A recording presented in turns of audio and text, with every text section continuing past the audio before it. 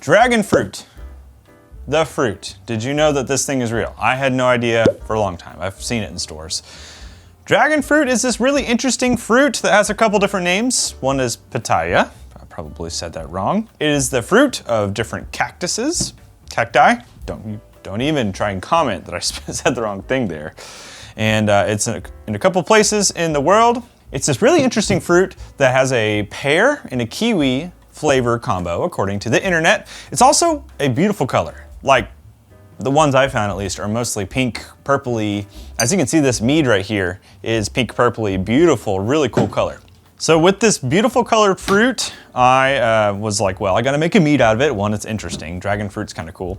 Two, it seems fun. So I went ahead and bought some frozen dragon fruit. If you have them local to you, of course, do that. But I'm in Oklahoma and they're not as local as I'd like. So we went the frozen route. We've formulated this recipe you see on screen, and I'm very excited to teach you how to make it. It's super simple. It's super similar to every other mellow or fruit-based mead you might make, which means the steps and the processes are the same. So you saw the recipe card. It's time for us to make it, and then we're gonna taste two, not one, but two dragon fruit meads in this video. So let's walk through the process.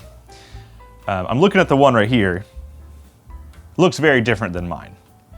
Mine looks like this. The other one looks like, you'll have to find out. Start by collecting dragon fruit in whatever fashion you can. I suggest to get between 2 and 3 pounds per gallon, if possible.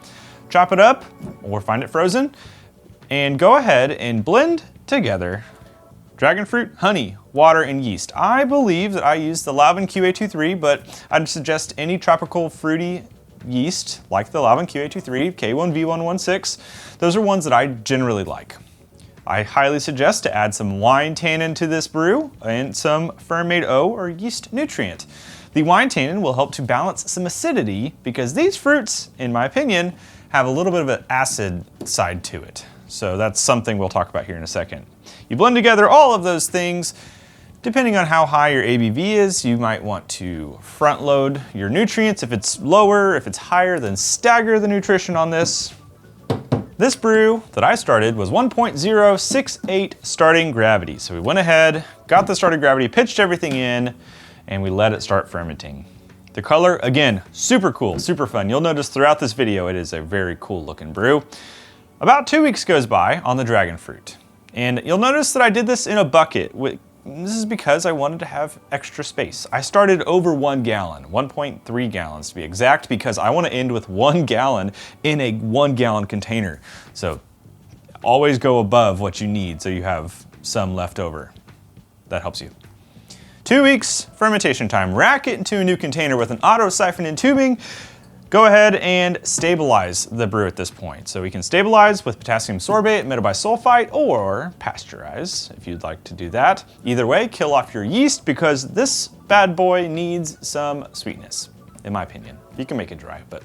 So we're gonna go ahead and back sweeten it slightly. So we added our honey to back sweeten. And here's the fun part. That's pretty much it. I mean, I didn't add any more of the dragon fruit flavoring in this. I just let it be. We let it set for quite some time. The yeast and all the junk started to fall to the bottom. Dead yeast, of course, and all of the things that we didn't want in the brew. It started to clear up over the course of like 4 or 6 weeks. I basically just left it alone at that point because I was just like, I forgot about it, honestly. It was fun to look at too. 6 weeks goes by. It's clear, hopefully for you. It's back sweetened, hopefully for you. Here are my gravity readings at which I back sweeten mine and bottle it. That's the next step. Super easy, really easy brew. I don't think this brew needs any oak. I also don't think it needed any help with acidity because mine has a little bit of a bite to it, which is fine. But I'll be curious to compare it to my other one I have here. So with all of that being said, it's time to taste 2 dragon fruit meads.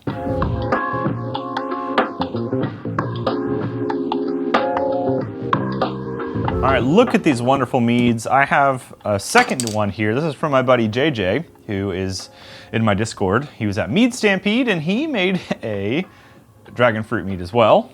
And what's interesting about his is, you notice that color. That color, well, you can see me in it, that's cool.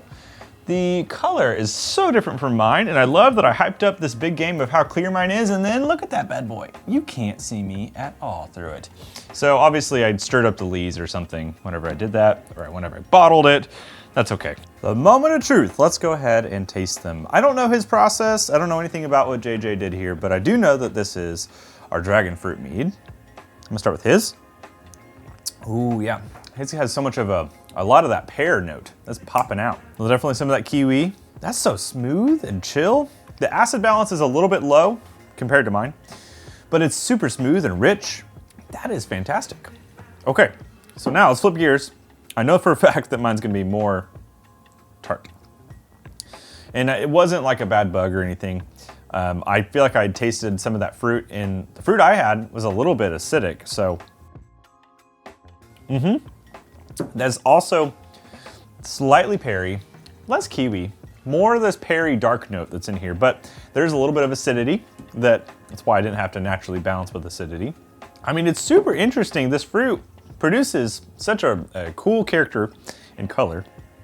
What's also interesting about JJ's, he said his was like rich color like this, and then post fermentation something, it lost all of its pigment. That's how it turned out like that. So you might make this and then it turned out like this, or you might make it and it turned out like mine. I have no idea why mine kept that color, because it has been sitting for a hot minute. This fruit is super fun. JJ's is super good. All I want is more acid balance, and I want a little less acid from mine to balance those out. I think they are both a great demonstration of dragon fruit. So here's that recipe card. It's pretty easy to make. I highly encourage you to give it a shot. If you have some local to you, if you can buy it frozen, go ahead and get it. But go ahead and get yourself some dragon fruit. Mix it up, mix up the recipe card. Here's my little timeline I like to post of what to do and what steps. You'll notice there are not many steps in this brew.